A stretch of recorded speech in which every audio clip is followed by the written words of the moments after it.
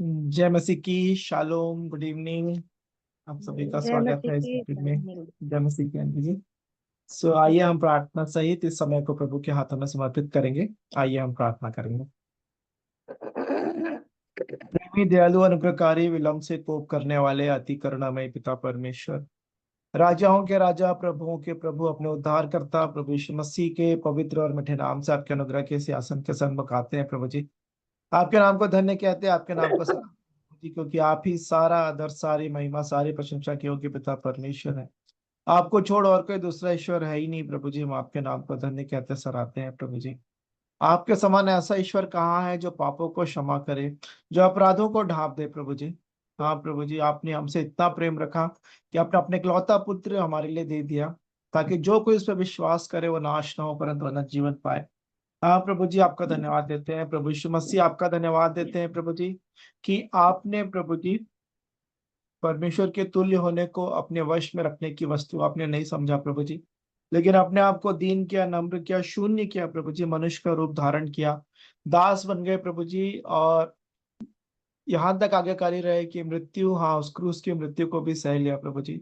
आपके नाम को हम धन्य कहते हैं, आपके नाम को सराहते हैं। इसी कारण आपका नाम सब नामों में श्रेष्ठ नाम है प्रभु जी, सबसे ऊंचा नाम है प्रभु जी, जिस नाम के आगे हर एक घुटना टिकेगा और हर एक जीवन की कार करेगी कि यीशु मसीह ही प्रभु है। स्वर्ग और पृथ्वी पर और कोई दूसरा नाम नहीं दिया गया जिस नाम के द्वारा हम उद्धार पा सकते हैं, केवल प्रभु यीशु मसीह के द्वारा ही प्रभु जी, जिन्होंने उस व्यवस्था को पूरी किया, पाप गुनाह अपराध के लिए जो प्रभु जी जो दंड ठहराया गया था उसको मेरे बदले और हम सब जो उन पे विश्वास करते हैं उनके बदले उन्होंने सह लिया। उस विधियों का लेख जो हमारे विरोध में, मेरे विरोध में, मेरे नाम पर था प्रभु जी, उसे मिटा दिया अपने लहू से प्रभु जी। आपका धन्यवाद, धन्यवाद, धन्यवाद, धन्यवाद, धन्यवाद देता हूँ प्रभु जी। आपके नाम को धन्य कहते हैं, सराहते हैं प्रभु जी। और इसके साथ ही साथ प्रभु जी, आपने हमारी हर एक बातों में भी आप सहायता मदद करते हैं, हर एक परिस्थितियों में। आपने कहा कि तुम किसी ऐसी परीक्षा में नहीं पड़े जो मनुष्यों के सहने से बाहर है, लेकिन परमेश्वर सच्चा है, वो कभी तुम्हें तुम्हारे सामर्थ्य से बाहर परीक्षा में पड़ने नहीं देगा। और उन परीक्षाओं में, उन परिस्थितियों से निकलने का मार्ग भी आप ही तैयार करने वाले पिता परमेश्वर है। हम आपके नाम को धन्य कहते हैं, आपके नाम को सराहते हैं प्रभु जी। आप विनती सुनने वाले पिता परमेश्वर है। आपने सुलेमान से कहा कि अब से जो भी प्रार्थना इस स्थान से की जाएगी उस पर मेरे कान लगे रहेंगे प्रभु जी। हाँ प्रभु जी, भजनकार भजन सत्य से किस में कहते हैं कि मैं अपनी आंखें पर्वतों की ओर लगाऊंगा, मुझे सहायता कहाँ से मिलेगी?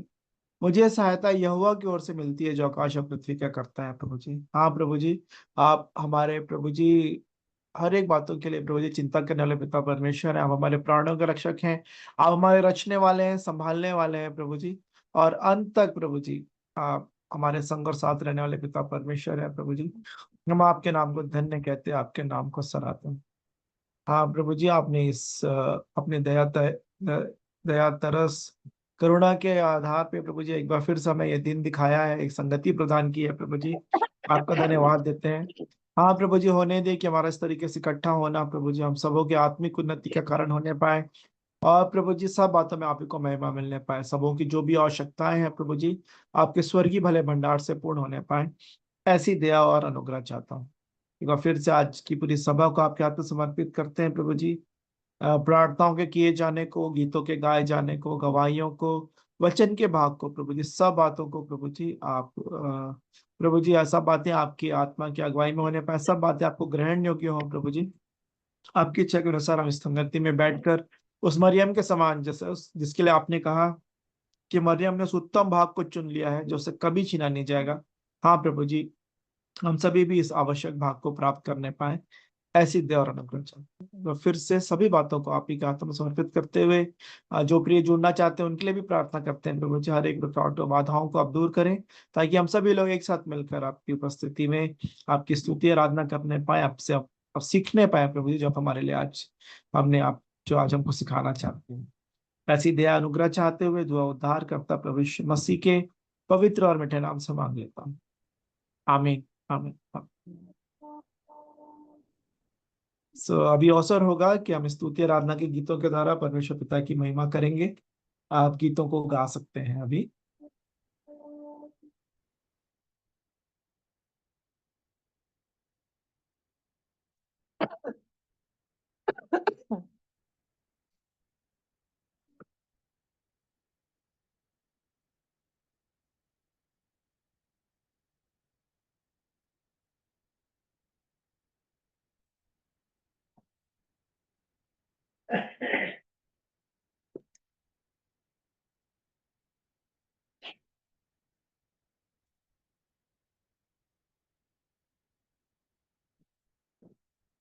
Hello hello. जी आंटी जी, आपकी आवाज आ रही है। हाँ। अरे गाना गाना चाह रही हूँ। जी जी जरूर। आप सबों को जय मसीह की सालोम।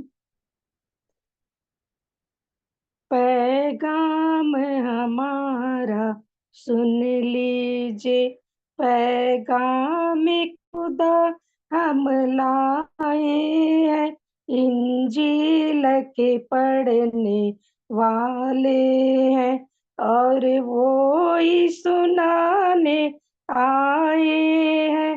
पैगाम हमारा सुन लीजिए, दुनिया में आके क्रूस उठा के मुंजी मसीहा ने जीता हमें। पापी अंधेरा दलदल ने घेरा, दलदल से बाहर खींचा हमें।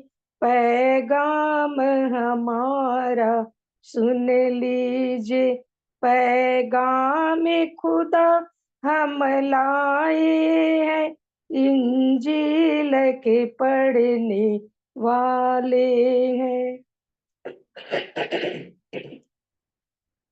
हम उन्हीं के जो है मसीह के, एक ही जान और एक ही दिल। हम उन्हीं के जो है मसीह के, एक ही जान और एक ही दिल। जिसने बचाया, जिसने छुड़ाया, उसकी जय जय गाएंगे मिल।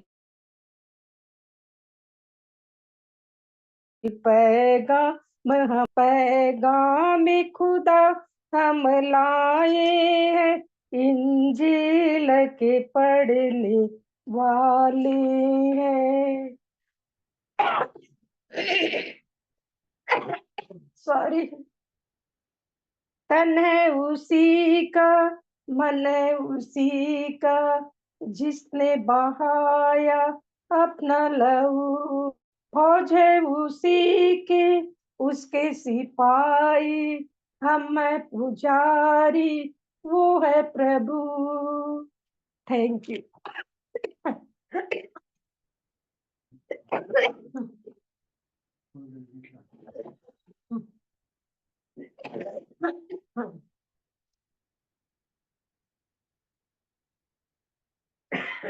सॉरी, खांसी आ गया। कोई बात नहीं आंटी, कोई बात नहीं। कंटिन्यू करना चाहते हैं तो आंटी आ सकते हैं, या फिर हम्म। तुम जो बढ़ोगे, काम में करोगे, तुमको मिलेगा ताजी वहाँ। पैगाम हमारा सुन लीजिए, अपनी जवानी ये जिंदगानी सौंप दो उसी को सारी जवां। पैगाम हमारा सुन लीजिए, पैगाम खुदा हम लाए हैं, इंजील के पढ़ने वाले हैं। मसरूरे आओ, सबको बचाओ, सबको चलाओ, तुम भी चलो। मसरूरे आओ, सबको बढ़ाओ, सबको बचाओ, सबको चलाओ, तुम भी चलो। देखो कलीसिया उसे की दुल्हन, फूलों से उसे की मांग भरो। पैगाम हमारा सुन लीजिए, पैगाम खुदा हम लाए हैं, इंजील के पढ़ने वाले हैं, और वो ही सुनाने आए हैं। पैगाम हमारा सुन लीजिए। Thank you. Thank you aunty ji इस पैगाम को लेकर आने के लिए, कि यीशु मसीह को अपना उद्धारकर्ता ग्रहण करें। उनका आगमन बहुत निकट है, हम सभी तैयार पाए जाएं दुल्हन के समान। और यही एक गीत है। मुझे भी प्रभु ने, जब मैं प्रार्थना कर रहा था तो मुझे दिखाया कि सिर्फ यीशु का नाम है सारी जमीन पर, जिससे पापी पाते उद्धार। मैं इस गीत को गा जी। लूंगा। सिर्फ यीशु का नाम है सारी जमीन पर, जिससे पापी पाते उद्धार। सिर्फ यीशु का नाम है सारी जमीन पर, जिससे हम पाते उद्धार। वो दुनिया में आया, लहू बहाया, फिर दिया जहान का दिया। वो दुनिया में आया, लहू बहाया, फिर दिया जहान का दिया। हमको बचाने, मुक्ति दिलाने, यीशु सलीब पर मुआ। हमको बचाने, मुक्ति दिलाने, यीशु सलीब पर हुआ। सिर्फ यीशु का नाम है सारी जमीन पर, जिससे पापी पाते उद्धार। सिर्फ यीशु का नाम है सारी जमीन पर, जिससे हम पाते उद्धार। आसमानों के नीचे, लोगों के बीच में, कोई दूसरा नाम नहीं है। आसमान के नीचे, लोगों के बीच में, कोई दूसरा नाम नहीं है। सिर्फ यीशु का नाम है सारे जमीन पर, जिसे हम पाते उद्धार। सिर्फ यीशु का नाम है सारे जमीन पर, जिससे हम पाते उद्धार।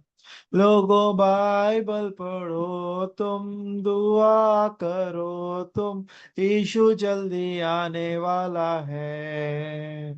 लोगों बाइबल पढ़ो तुम, दुआ करो तुम, यीशु जल्दी आने वाला है।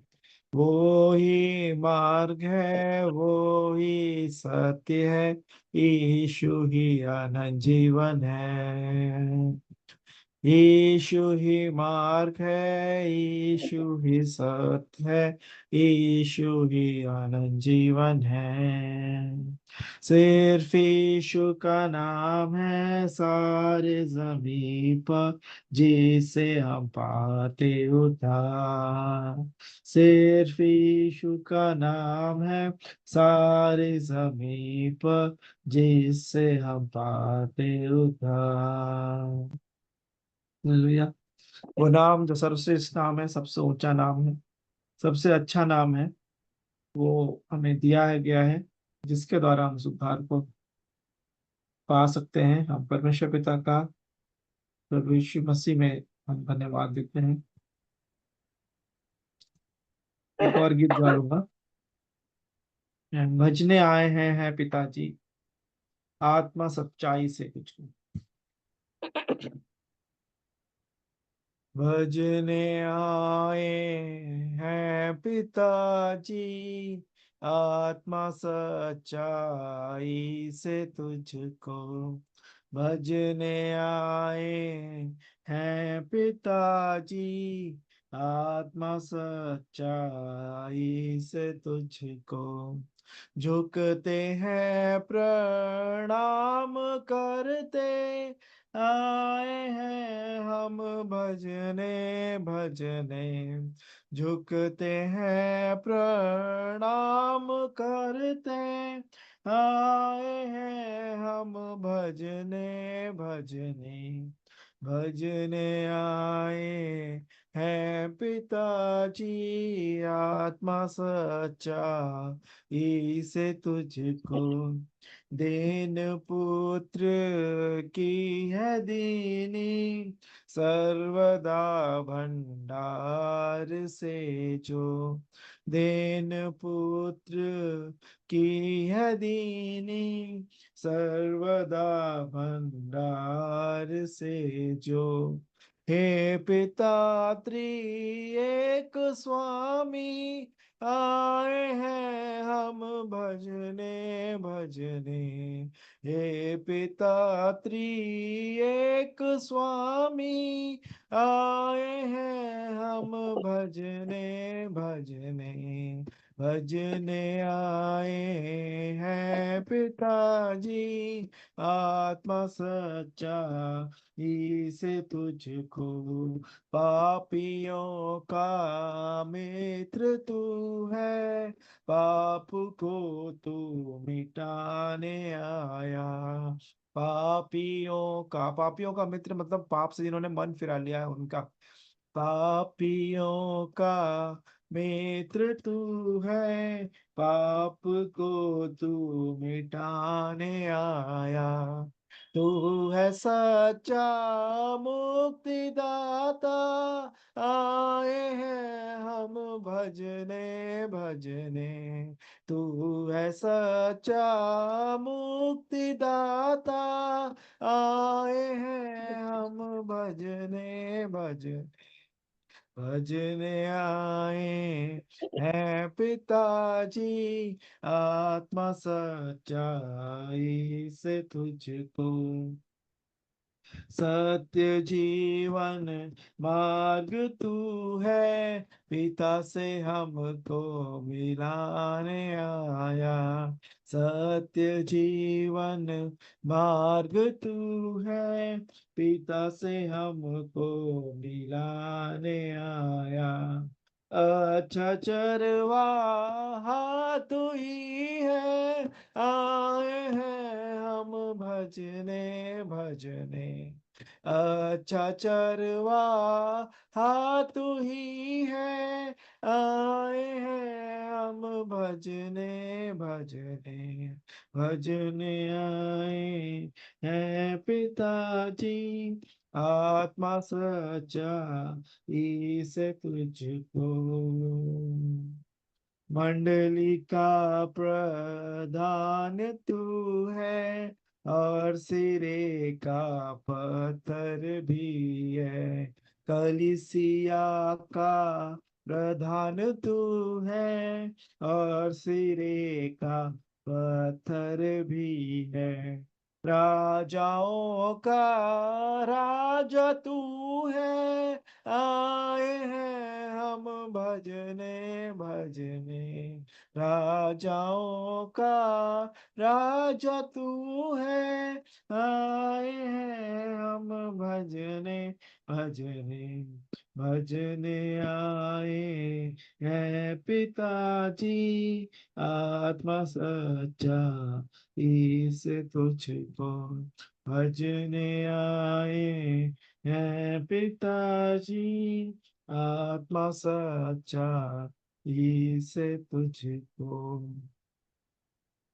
तो धन्यवाद इस भजने के लिए वो हमको अवसर देते हैं। प्रभु का परमेश्वर पिता का प्रभु यीशु मसीह में धन्यवाद देते हैं। अभी भी आप में से कोई और प्रभु की महिमा में स्तुति आराधना के गीत गाना चाहते हैं तो आप गा सकते हैं। गाना गाना चाह रही हूँ मैं भी। प्रेम निधान सुकृपा कीजे दर्शन, हे प्रभु हमको दीजे प्रेम निधान। हम अति पापी तन वो मन से, हम अति पापी तन वो मन से, हे प्रभु पाप क्षमा सब कीजे, हे प्रभु पाप क्षमा सब कीजे। प्रेम निदान सुकृपा कीजे दर्शन, हे प्रभु हमको दीजे प्रेम निदान। सेवक हम हर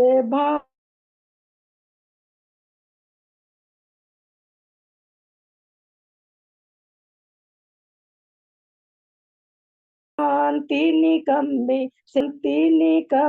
सेवा लीजे, बल बुद्धि देकर सेवा लीजे, प्रेम निधान सुकृपा कीजे दर्शन, हे प्रभु हमको दीजे प्रेम निधान। यह भौसा घर में नित शंका, यह भौसा घर में नित शंका, प्रतिदिन सेवक रक्षा कीजे, प्रतिदिन सेवा रक्षक कीजे, प्रेम निधान सुकृपा कीजे दर्शन, प्रभु हमको दीजे प्रेम निधान।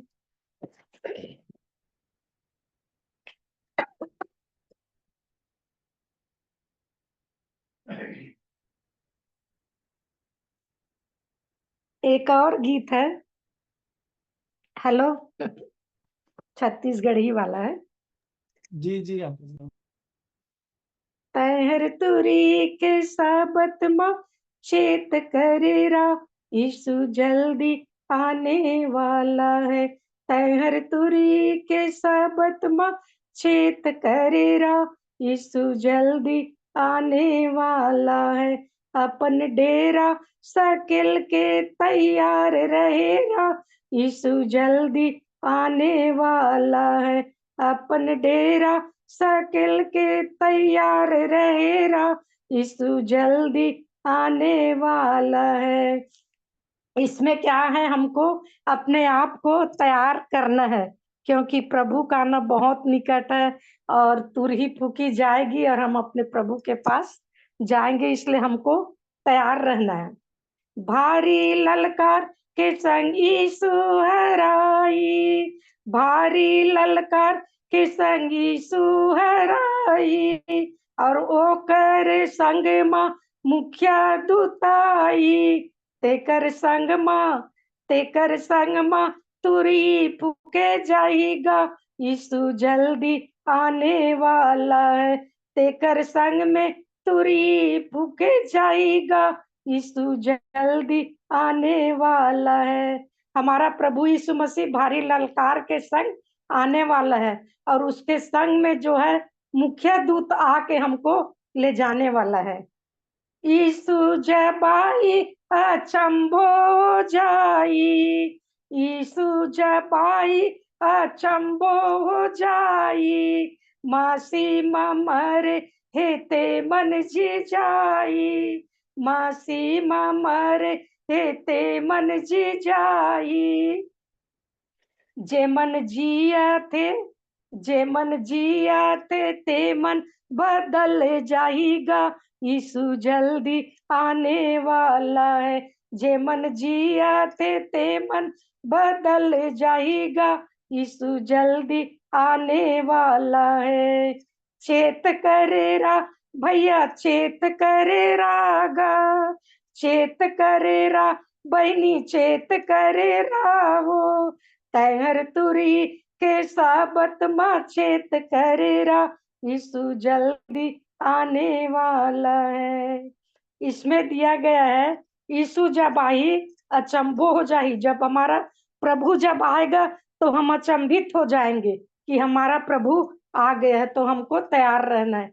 और मसीह में मरे है ते मन जी जाही, है ना, जो प्रभु में सो गए हैं, जब प्रभु आएगा उसकी तुरही जब बचेगी तो सब जी उठेंगे, और जे मन जिया थे ते मन बदल जाएगा, यीशु जल्दी आने वाला है। तो इसमें भी हम देखते हैं कि जब प्रभु आएगा और जिन लोग जी रहे हैं उन लोग का जीवन क्या हो जाएगा, वो बदल जाएगा, और हम सब प्रभु के पास जाने के लिए तैयार हो जाएंगे। इसमें दिया गया है, सबको दिया गया, चेत करेरा भैया, चेत करेरा गा, चेत करे रा बहनी चेत करे रा वो, चेत करे रा भैया चेत करे रा वो, चेत करे रा बहनी चेत करे रा वो, तैहर तुरी के साबत माँ चेत करे रा, यीशु जल्दी आने वाला है, तैहर तुरी के साबत माँ चेत करे रा, यीशु जल्दी आने वाला है। हमको यहाँ पर दिया गया है कि हमको सचेत रहना है और प्रभु के पास जाने के लिए तैयार रहना है। ये सब प्रभु हमको चिता रहा है कि हमको चेत जाए और प्रभु के सामने आ जाए, है ना। सभी भाई बहनों को, बुजुर्ग माता पिता को, सबको परमेश्वर पिता वो चेत करने के लिए बोल रहा है, हमको सचेत होने के लिए बोल रहा है। हम सचेत हो जाएं और प्रभु के सामने आ जाए। जब प्रभु का तुरही बजेगा तो हम सब के सब जो मरे हुए हैं उन लोग भी जीवित हो जाएंगे और जो जी रहे हैं उनका जीवन भी बदल जाएगा। So thank you.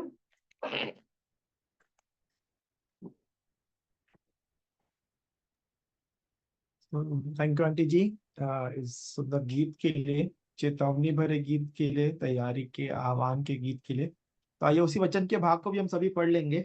पहला कुरिन्थियों उसका 15वां अध्याय, जहाँ पे ये बात लिखी है। पहला कुरिन्थियों 15 अध्याय। हम सभी बाइबिल है होंगे ना आंटी आपके पास वहां पे? तिगंगल के पास तो होगी बाइबिल, मेरा विश्वास है हम सभी। पहला कुरिन्थियों, हाँ, पहला कुरिन्थियों 15वां अध्याय। अच्छा एक मिनट, हाँ जी है ना? जी, पढ़े क्या? जी जी, हम पढ़ेंगे आंटी पहला कुरिन्थियों कुरिन्थियों 15वां अध्याय 42 वचन से,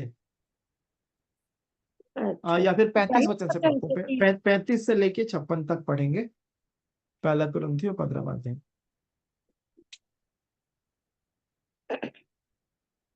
हे भाइयों, है ना? अब मैं तुम्हें वही सुसमाचार बताता हूँ जो पहले सुना चुका हूँ, जिसे तुमने अंगीकार भी किया था और जिसमें तुम स्थिर भी हो, उसी के द्वारा तुम्हारा उद्धार भी होता है। यदि उस सुसमाचार को जो मैंने तुम्हें सुनाया था स्मरण रखते हो, नहीं तो तुम्हारा विश्वास करना व्यर्थ हुआ।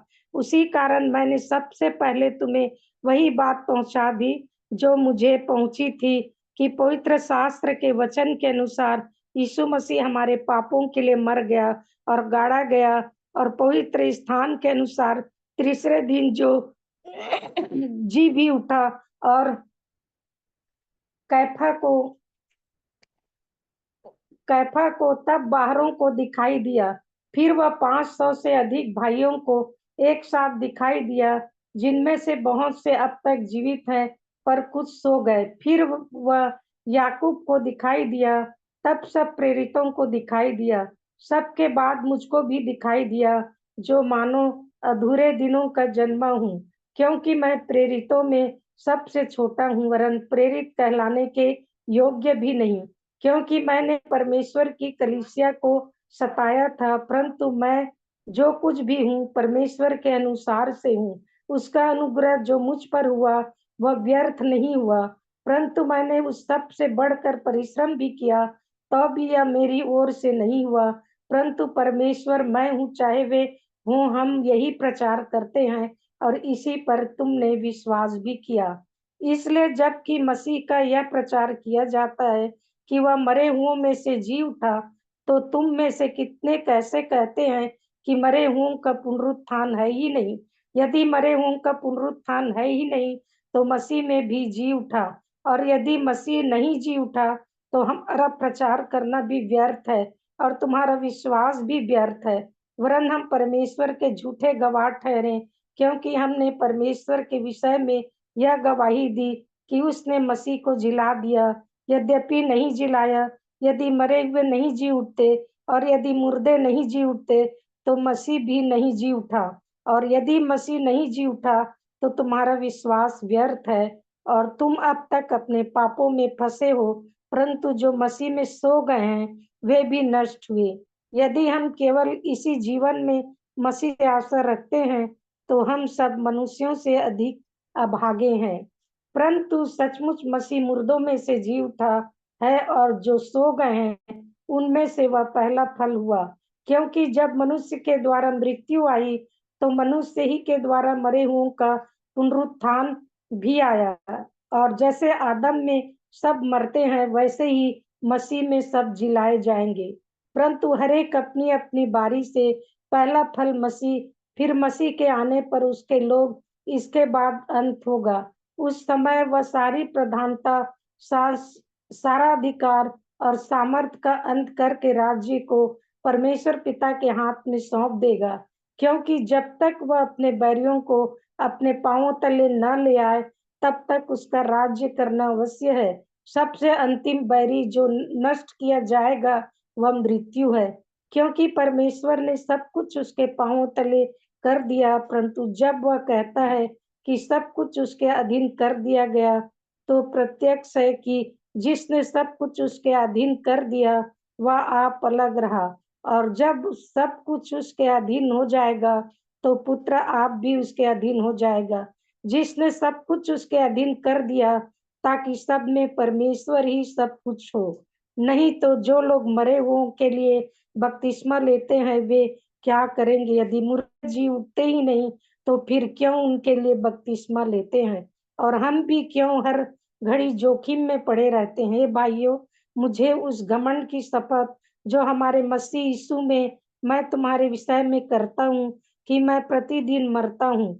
यदि मैं मनुष्य की रीति पर इफिसुस में वन पशुओं से लड़ा तो मुझे क्या लाभ हुआ? यदि मुर्दे जिलाए नहीं जाएंगे तो आओ खाए पिए, क्योंकि कल तो मर ही जाएंगे। धोखा न खाना, बुरी संगति अच्छे चरित्र को बिगाड़ देती है। धर्म के लिए जाग उठो और पाप न करो, क्योंकि कुछ ऐसे हैं जो परमेश्वर को नहीं जानते। मैं तुम्हें लज्जित करने के लिए यह कहता हूँ। और है पढ़ना है क्या? जी जी आंटी, आगे का भाग मैं पढ़ लूंगा। पहला अच्छा। कुरिन्थियों 15वां अध्याय 35 वचन जी से आगे जी। मैं पढ़ रहा हूँ। आंटी जी ने जी 1 से लेकर 34 तक पढ़ा, आंटी जी को धन्यवाद। मैं आगे पढ़ रहा हूँ, पहला कुरिन्थियों 15:35 से आगे, जहाँ पे ऐसा लिखा है। अब कोई यह कहेगा, मुर्दे किस रीति से जी उठते हैं और कैसी देह के साथ आते हैं? हे निर्बुद्धि, जो कुछ तू बोता है जब तक वह न मरे जिलाया नहीं जाता। और जो तू बोता है यह वह देह नहीं जो उत्पन्न होने वाली है, परंतु नीरा दाना है, चाहे गेहूं का चाहे किसी और अनाज का। परंतु परमेश्वर अपनी इच्छा के अनुसार उसको दे देता है, और हर एक बीज को उसकी विशेष दे। सब शरीर एक समान नहीं, मनुष्यों का शरीर और है, पशुओं का शरीर और है, पक्षियों का शरीर और है, मछलियों का शरीर और है। स्वर्गीय देह हैं और पार्थिव देह भी हैं, परंतु स्वर्गीय देहों का तेज और है और पार्थिव का और। सूर्य का तेज और है, चांद का तेज और है, और तारागणों का तेज और है, क्योंकि एक तारे से दूसरे तारे के तेज में अंतर है। मुर्दों का जी उठना भी ऐसा ही है। शरीर नाशवान दशा में बोया जाता है और अविनाशी रूप में जी उठता है। वह अनादर के साथ बोया जाता है और तेज के साथ जी उठता है।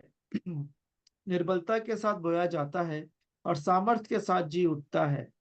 स्वाभाविक देह बोई जाती है और आत्मिक देह जी उठती है। जबकि स्वर्गीय देह है तो आत्मिक देह भी है। ऐसा ही लिखा भी है, प्रथम मनुष्य अर्थात आदम जीवित प्राणी बना और अंतिम आदम जीवनदायक आत्मा बना। परंतु पहले आत्मिक न था पर स्वाभाविक था, इसके बाद आत्मिक हुआ। प्रथम मनुष्य धरती से अर्थात मिट्टी का था, दूसरा मनुष्य स्वर्गीय है। जैसे वह मिट्टी का था वैसा ही वे भी हैं जो मिट्टी के हैं, और जैसा वह स्वर्गीय है वैसा वे भी हैं जो स्वर्गीय हैं। और जैसे हमने उसका रूप धारण किया जो मिट्टी का था, वैसे ही उस स्वर्गीय का रूप भी धारण करेंगे। हम 50वां वचन। हे भाइयों, मैं यह कहता हूँ कि मांस और लहू परमेश्वर के राज्य के अधिकारी नहीं हो सकते, और न नाशवान अविनाशी का अधिकारी हो सकता है। देखो, मैं तुमसे भेद की बात कहता हूँ, हम सब नहीं सोएंगे, परंतु सब बदल जाएंगे। और यह क्षण भर में पलक मारते ही अंतिम तुरही फूकते ही होगा, क्योंकि तुरही फूकी जाएगी और मुर्दे अविनाशी दशा में उठाए जाएंगे और हम बदल जाएंगे। क्योंकि अवश्य है कि यह नाशवान देह अविनाश को पहन ले और यह मरणहार देह अमरता को पहन ले। और जब यह नाशवान अविनाश को पहन लेगा और यह मरणहार अमरता को पहन लेगा, तब वह वचन जो लिखा है पूरा हो जाएगा, जय ने मृत्यु को निगल लिया। हे मृत्यु तेरी जय कहाँ रही? हे मृत्यु तेरा डंक कहाँ रहा? मृत्यु का डंक पाप है और पाप का बल व्यवस्था है। परंतु परमेश्वर का धन्यवाद हो जो हमारे प्रभु यीशु मसीह के द्वारा हमें जयवंत करता है। इसलिए हे मेरे प्रिय भाइयों, दृढ़ और अटल रहो और प्रभु के काम में सर्वदा बढ़ते जाओ, क्योंकि यह जानते हो कि तुम्हारा परिश्रम प्रभु में व्यर्थ नहीं है। हालेलुया। परमेश्वर पिता का प्रभु यीशु मसीह में धन्यवाद देते हैं उनके इस जीवित वचन के लिए, जो कि बहुत ही ज्यादा हमें उत्साहित करता है। और जो भय, जिसके भय में पूरा मनुष्य जाति अपना पूरा जीवन बिताती है, वो भय है मृत्यु का भय, उससे आजाद करता है। हम परमेश्वर पिता का प्रभु यीशु मसीह में धन्यवाद देते हैं, क्योंकि यही बात अ, इब्रानियों में लिखा है। इब्रानियों 4 दूसरा अध्याय उसके 14वें वचन में, इब्रानियों 2 के 14 में ऐसा लिखा है, इसलिए जबकि लड़के मांस और लहू के भागी हैं, तो वह आप भी उनके समान उनका सहभागी हो गया, ताकि मृत्यु के द्वारा उसे जिस पर मृत्यु पर शक्ति मिली थी, अर्थात शैतान को निकम्मा कर दे, और जितने मृत्यु के भय के मारे जीवन भर दासत्व में फंसे थे उन्हें छुड़ा ले। तो जीवन भर मनुष्य जो है मृत्यु के भय में जीता है, वचन यहाँ पे बताता है। और ये बात सच भी है कि बहुत सारा मनुष्यों को विभिन्न बातों का भय होता है। अंधेरे का भय, नुकसान पहुंचने का भय, नाम खराब होने का भय, लेकिन सबसे बड़ा जो भय है जो वो है मृत्यु का भय। और जैसे पहला कुरिन्थियों 15 के 26 में आंटी ने भी पढ़ा था, वो ये है कि सबसे अंतिम बैरी जो नष्ट किया जाएगा वह मृत्यु है। तो मृत्यु पे जो अधिकार शैतान को मिला है, और वो शैतान कैसे उस अधिकार को प्राप्त किया उसने, जब आदम और हवा ने वहां पे अनाज्ञाकारिता किया, वहां पे पाप किया, असंतुष्टि दिखाई, परमेश्वर की आज्ञा को नहीं माना परमेश्वर, तो वहां पे उस वजह से फिर पाप आया, और पाप ने फिर मृत्यु फैलाते हुए राज्य किया। इसका वचन लिखा है रोमियो में कि कैसे एक मनुष्य के द्वारा पाप आया और फिर पाप ने मृत्यु फैलाते हुए, 5 के 12 में लिखा है, रोमियो 5 के 12 में, इसलिए जैसा एक मनुष्य के द्वारा पाप जगत में आया और पाप के द्वारा मृत्यु आई, और इस रीति से मृत्यु सब मनुष्यों में फैल गई, क्योंकि सबने पाप किया। व्यवस्था के दिए जाने तक पाप जगत में तो था, परंतु जहाँ व्यवस्था नहीं, वह पाप गिना नहीं जाता। तो अभी आदम से लेकर मूसा तक मृत्यु ने उन लोगों पर भी राज्य किया जिन्होंने उस आदम को, जो उस आने वाले का चिन्ह है, के अपराध के समान पाप ना किया। तो यहाँ पे हम देखते हैं कि जैसा वह पाप आया मनुष्य के द्वारा, फिर मृत्यु आई, और फिर आ, उसने फिर क्या, मृत्यु सब मनुष्य में फैल गई, क्योंकि फिर सबने पाप किया। ये नहीं कि सिर्फ आदम हवा ने ही पाप किया, तो फिर इसके आधार एक मनुष्य जाति स्वभाव से ही, है ना, जन्म से ही वो व्यक्ति पापी होता है।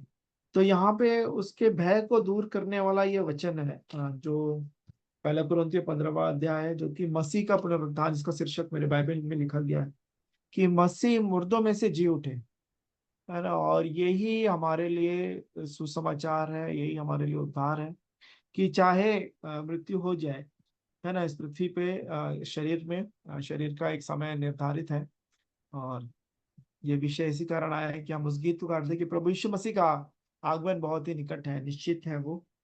तो ये हमारे लिए और कितना निश्चित है, इसको हम देखेंगे प्रकाशित वाक्य उसके 22वें अध्याय में, जो अंतिम अध्याय है बाइबल का। प्रकाशित वाक्य उसका 22वां अध्याय,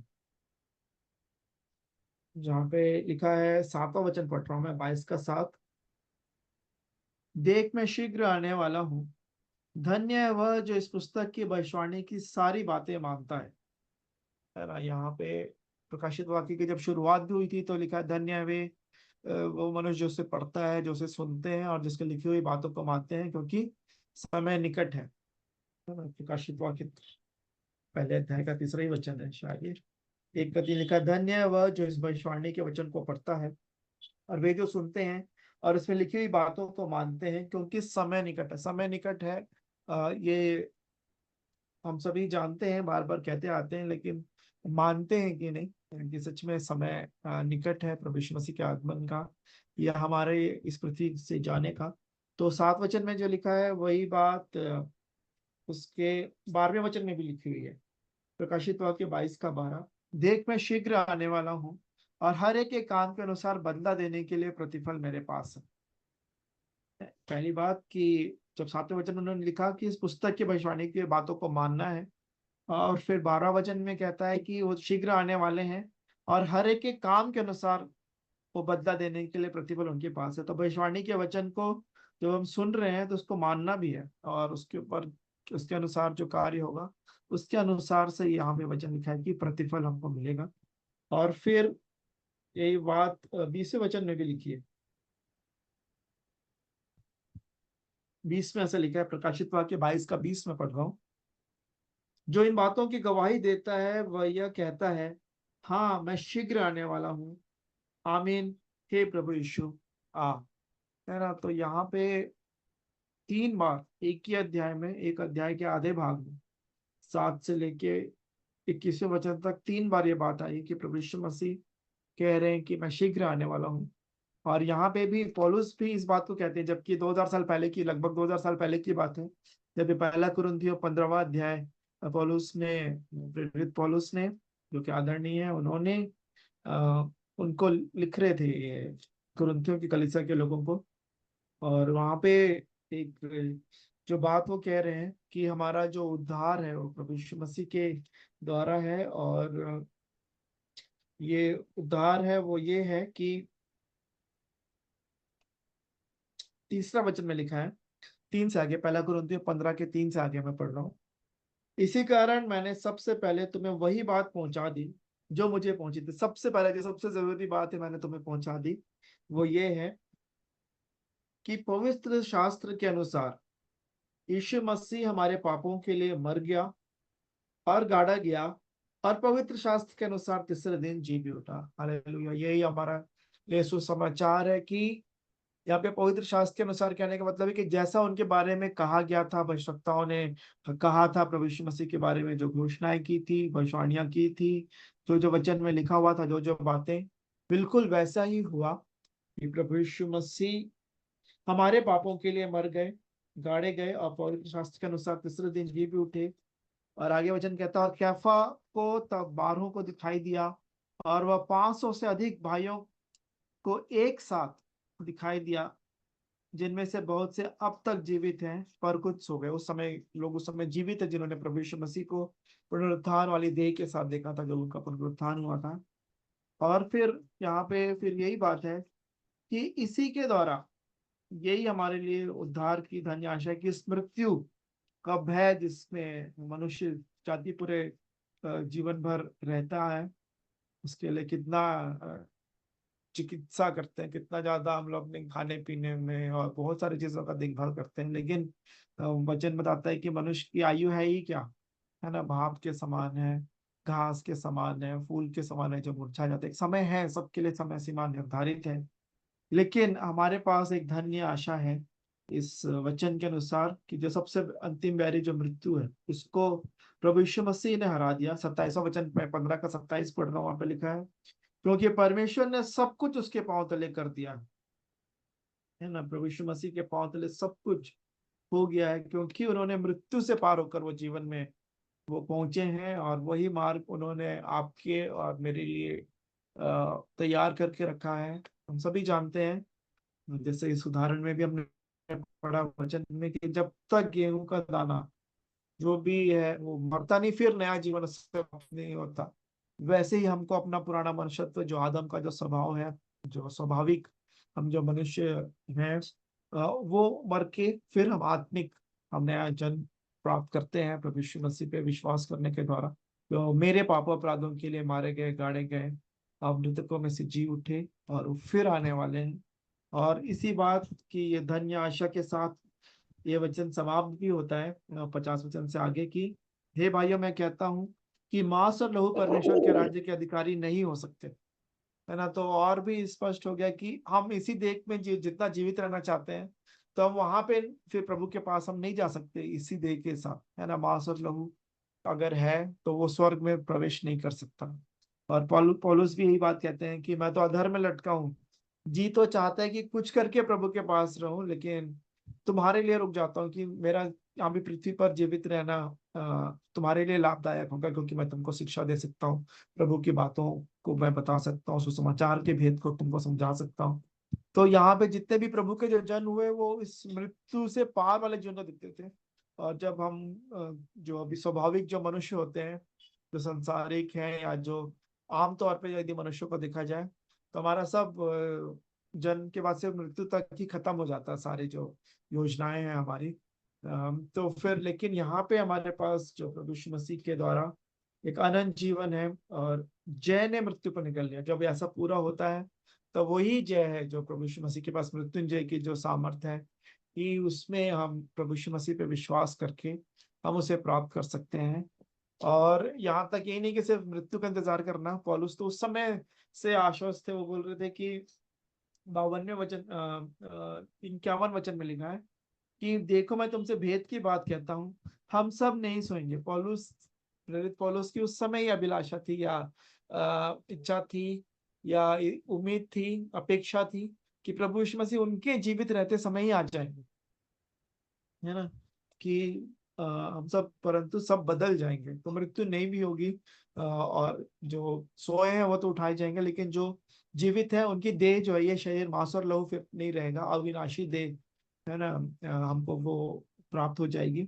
और यह क्षण भर में पलक मारते ही अंतिम तुरही फूकते ही होगा, क्योंकि तुरही फूकी जाएगी और मूर्ति अविनाशी दशा में उठाए जाएंगे और हम बदल जाएंगे।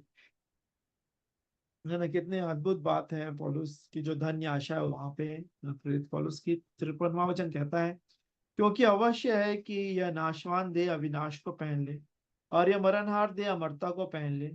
और जब वह नाशवान अविनाश को पहन लेगा और यह मरणहार अमरता को पहन लेगा, तब वह वचन जो लिखा है पूरा हो जाएगा, जय ने मृत्यु को निगल लिया। हे मृत्यु तेरी जय कहाँ रही, हे मृत्यु तेरा डंक कहाँ रहा। हालेलुया, ये अंतिम गवाही होगी।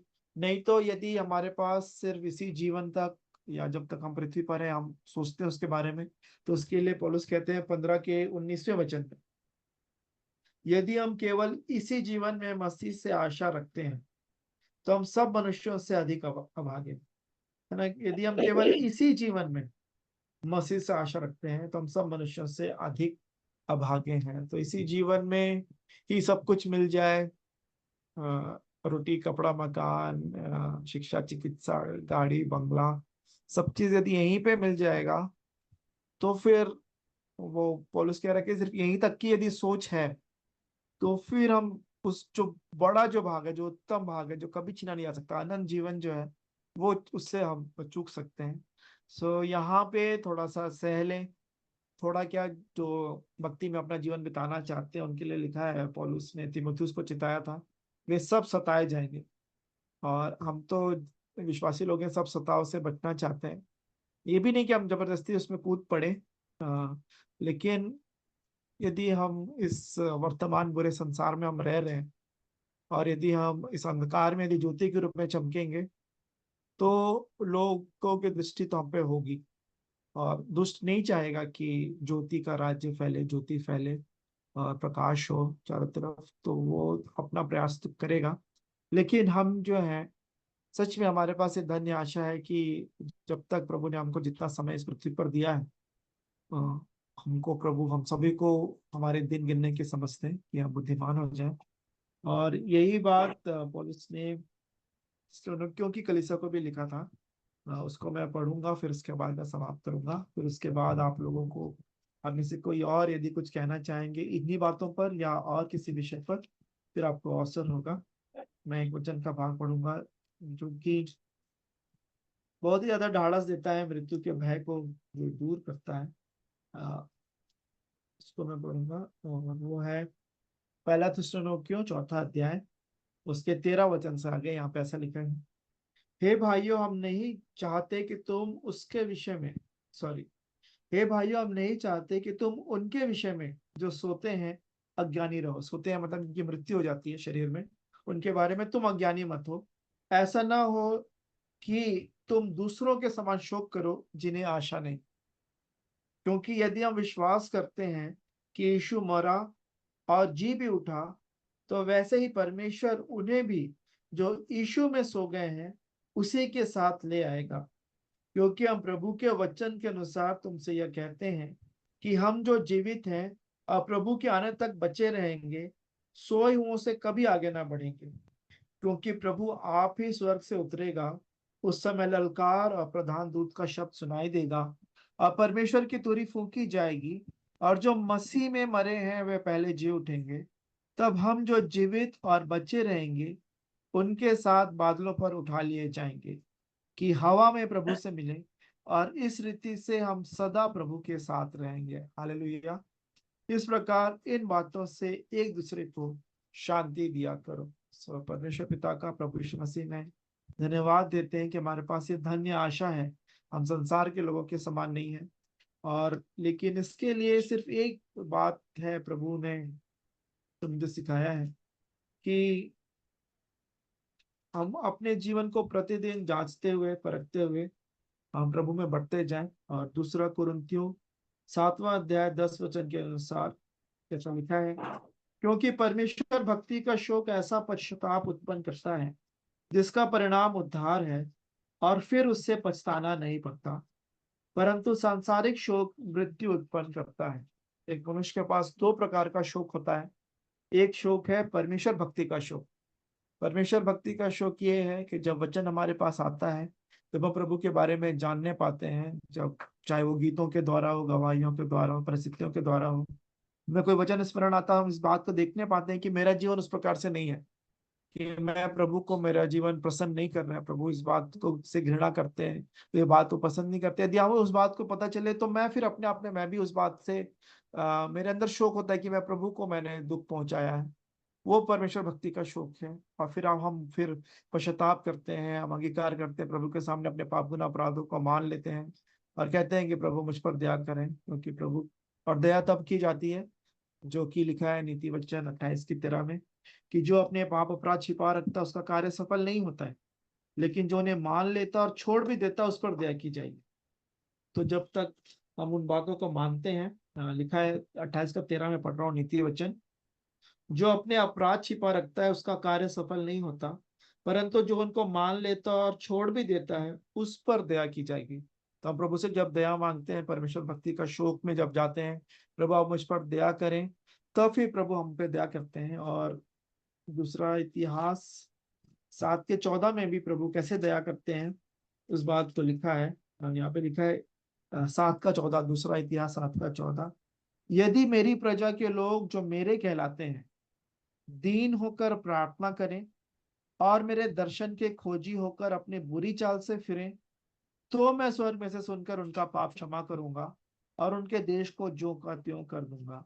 तब पहली बात है कि प्रभु की प्रजा के लोग जो उनके नाम से कहलाते हैं दीन हो जाए, प्रार्थना करें और उनके दर्शन के खोजी होकर अपनी बुरी चाल से फिरें, तब फिर प्रभु दया करेंगे, क्षमा करेंगे। यही फिर हमारा उद्धार के मार्ग में बढ़ने वाली बात है। अन्यथा हम सांसारिक शोक में, संसार में किसी प्रिय की मृत्यु हो जाए या वो बीमार हो, या हमारे पास और भी विभिन्न प्रकार की समस्याएं आती हैं, तो हम दुखित और शोकित हो जाते हैं।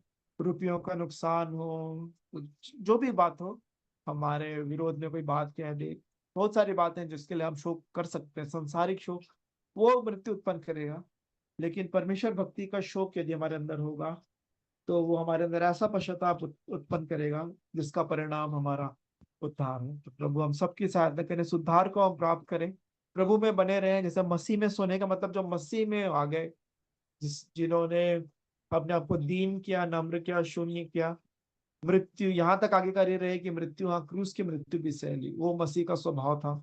उस स्वभाव में मैं और आप बढ़ते जाएं, ताकि जब प्रभु यीशु मसीह आए तो हम उनके भाई और भाई के समान हम नजर आए, है ना, और तब फिर अपने साथ हमको वो लेकर जाए सो प्रभु सबकी सहायता करे। इन वचनों के द्वारा प्रभु ने मेरे लिए ये सब कुछ वचन दिखाए। जब ये हम गीतों को गा रहे थे कि प्रभु का आगमन निकट है और हम उस सभी तैयारी में पाए जाएं, जो प्रभु ने इन वचनों को मुझे दिखाया। मैं परमेश्वर पिता का प्रभु यीशु मसीह में धन्यवाद देता हूँ। आगे आप लोगों को भी अवसर है, यदि कोई कुछ कहना चाहते हैं, टिक्का अंकल, सोनू दीदी या शालिनी आंटी, आपको अवसर है।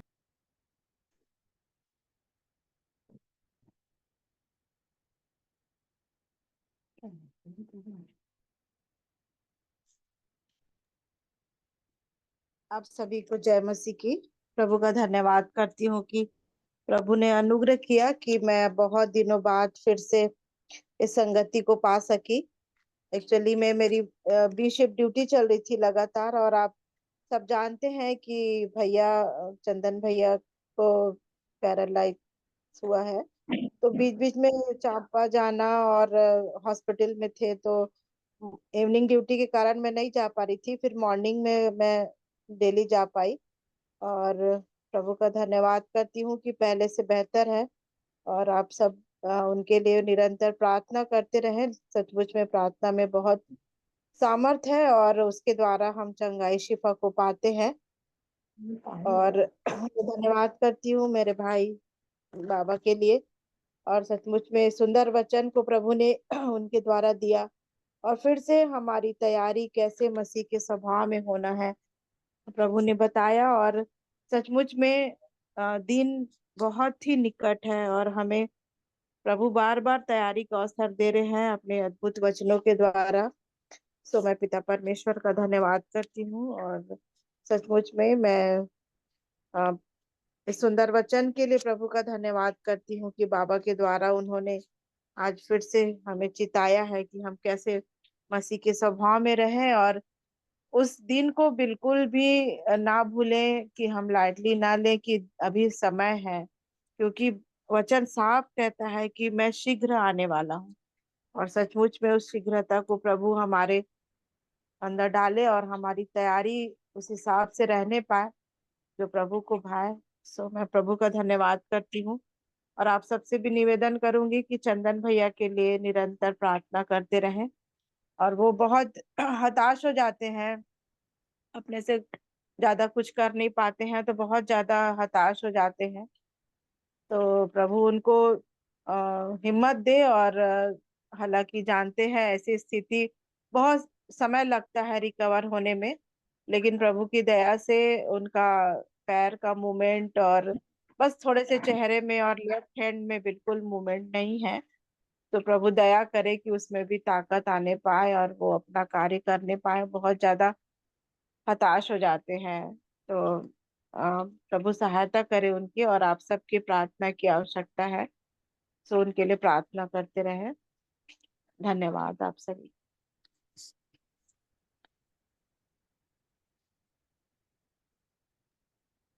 थैंक यू दीदी। सलाम। सो दिगंकर से मैं निवेदन करूंगा कि वो अंतिम प्रार्थना में हमारी अगुवाई करें।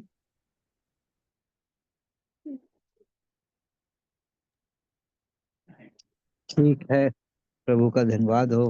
आज का जो भी वचन दिया बहुत ही सुंदर वचन दिया है, जो कि मन फिराने के लिए हर एक एक लोगों को चिताता है प्रभु, क्योंकि समय निकट है।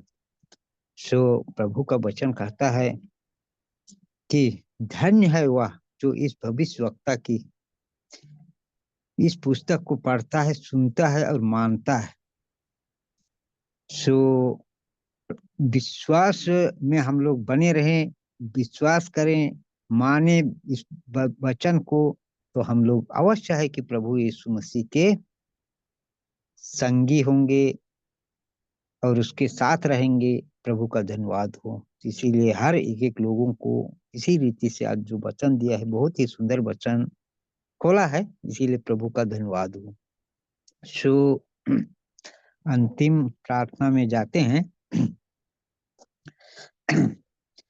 पवित्र पवित्र पवित्र प्रभु परमेश्वर, सर्वज्ञानी, सर्वव्यापी, सर्वशक्तिमान, प्रभु के प्रभु, राजाओं के राजा, पिता परमेश्वर, आपके इकलौते प्रेमी पवित्र यीशु मसीह है, उसी यीशु मसीह के सामर्थ्य, मधुर, मीठे और पवित्र नाम से आपके सिंहासन के करीब, आपके पवन चरणों के तले आते हैं प्रभु। आपका धन्यवाद करता हूँ प्रभु जी, आपका धन्यवाद धन्यवाद धन्यवाद करता हूँ कि हम लोग भी प्रभु जी एक दिन आपसे लाखों करोड़ों दूर थे। हम लोगों के इस जीवन में कुछ भी अच्छाई नहीं था प्रभु जी, पाप और बुराइयों से मरे हुआ जीवन था। पर आपने प्रभु यीशु मसीह, अ, आप भी प्रभु जी उस मृत्यु को निगल लिया, और प्रभु जी उस मृत्यु के बाद तीसरे दिन आपने जी उठा प्रभु। सो आपकी जी उठने से प्रभु यीशु से आपने हम लोगों को भी आपने तैयार किया, जीवित किया। आपका धन्यवाद करता हूँ प्रभु जी। आप यदि तीसरे दिन जी नहीं उठे होते तो प्रभु जी हम लोग किसी भी रीति से प्रभु जी आपको नहीं जानते, आपके निकट नहीं आ सकते प्रभु। आपका धन्यवाद धन्यवाद धन्यवाद धन्यवाद धन्यवाद धन्यवाद करता हूँ प्रभु यीशु मसीह।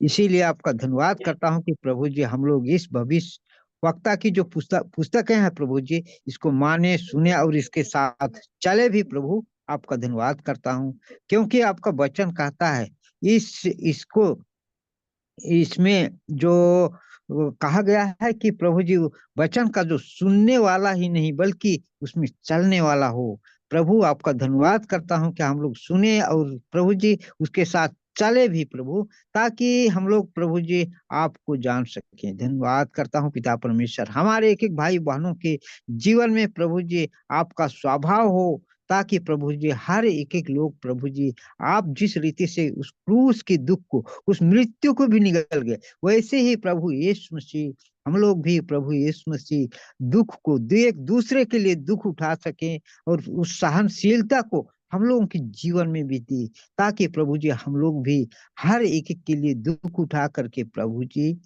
आपका जो स्वभाव है वो हम लोगों के जीवन में आ सके। ऐसा मैं आपसे दया चाहता हूँ प्रभु। धन्यवाद धन्यवाद धन्यवाद धन्यवाद धन्यवाद करता हूँ प्रभु जी। आपका धन्यवाद करता हूँ कि आपने प्रभु जी आज जो भी वचन आपने दिया प्रभु जी, आपका धन्यवाद करता हूँ कि इस वचन को आपकी खुलवाने के लिए आपका धन्यवाद करता हूँ, पढ़े जाने के लिए धन्यवाद करता हूँ प्रभु जी। इसी रीति से हर दिन हर समय प्रभु जी हम लोगों के जीवन में आकर के प्रभु जी और ही सिद्धता की ओर आगे बढ़ाते हुए ले चले। आपका धन्यवाद करता हूँ प्रभु यीशु मसीह। प्रभु जी हमारे इस जूम मीटिंग में जितने भी लोग जुड़े हैं प्रभु जी, उन्हें और भी आशीष दे, ताकि प्रभु जी वो लोग और भी प्रभु जी आपके करीब आ सके, और जिन्होंने किसी कारण बस नहीं मिल पाए हैं प्रभु जी, उनके जीवन में भी प्रभु जी आपके इस वचन को पहुंचाएं, ताकि प्रभु जी उन लोगों का भी मन फिर करके प्रभु जी आपके चरणों तले आ सके। ऐसा मैं आपसे दया चाहता हूँ प्रभु। धन्यवाद करता हूँ पिता परमेश्वर। प्रभु जी आपका धन्यवाद धन्यवाद धन्यवाद करता हूँ कि स्वर्ग और पृथ्वी के बीच में कोई भी कहीं भी प्रभु जी नहीं है जिसमें जिसमें कि मन फिरा सके प्रभु जी। मुक्ति, शांति और पापों की क्षमा हो एकमात्र यीशु के वचन में ही, यीशु में ही मुक्ति, शांति, उसके लहू में मुक्ति है, शांति है, पापों की क्षमा है प्रभु। आपका धन्यवाद करता हूँ। इस बातों को प्रभु जी हर एक के मन में, हृदय में दे, ताकि प्रभु जी हर एक एक लोग विश्वास करे, और प्रभु जी विश्वास के द्वारा प्रभु जी हर एक एक के जीवन में उद्धार हो सके। ऐसा मैं आपसे दया चाहता हूँ प्रभु। धन्यवाद धन्यवाद धन्यवाद धन्यवाद धन्यवाद करता हूँ प्रभु जी। हमारे जितने भी भाई और बहन लोग जो भी हैं प्रभु जी, जहाँ कहीं भी रहते हैं, जो प्रभु जी रोग और बीमारियों में है, हर एक एक रोग और बीमारियों को प्रभु यीशु से, आप तो हर एक एक को जानते हैं प्रभु जी, हर एक एक रोग और बीमारियों को यीशु नासरी के नाम से दूर कर दे। दुष्ट आत्माएं अधिकार करती है, तो उन दुष्ट आत्माओं को भी निकालने की सामर्थ्य आपके पास है प्रभु जी। उन दुष्ट आत्माओं को भी निकाले, ताकि प्रभु जी स्वतंत्र होकर के प्रभु यीशु से हम लोग आपके चरणों तले आ सके। धन्यवाद करता हूँ पिता परमेश्वर आपकी इस महान उपाय के लिए, इस दया के लिए। धन्यवाद धन्यवाद धन्यवाद धन्यवाद धन्यवाद करता हूँ प्रभु यीशु से। आपकी दया, आपकी प्रेम अनंत है प्रभु जी। आपका धन्यवाद करता हूँ पिता परमेश्वर।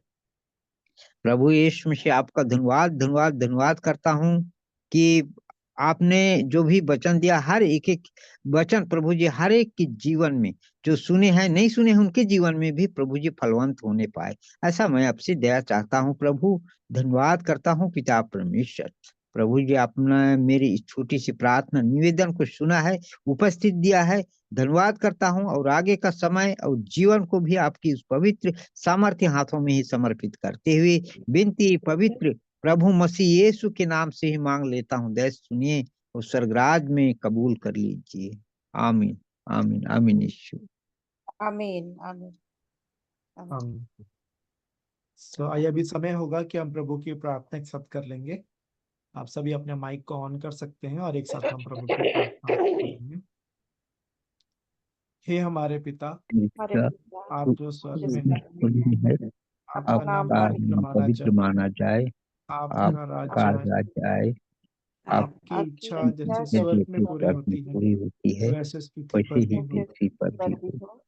हमारे हमारे दिन दिन भर भर की की रोटी रोटी आज आज हमें हमें दे, आज हमें दे, जिस प्रकार हमने अपने अपराधियों को क्षमा किया, दे, जैसे आप भी हमारे अपराधों को क्षमा करें, और हमें परीक्षा में न लाए परंतु बुराई से बचा, बचा, क्योंकि राज्य और कली पराक्रम और महिमा सदा महिमा की। सदा की। आमीन आमीन आमीन आमीन आमीन।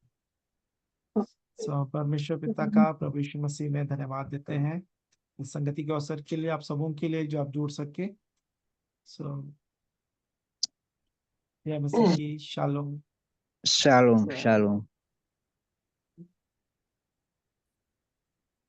कैसी तबीयत है दीदी आपकी अभी? जी। ठीक है बाबा, ठीक चल रहा है।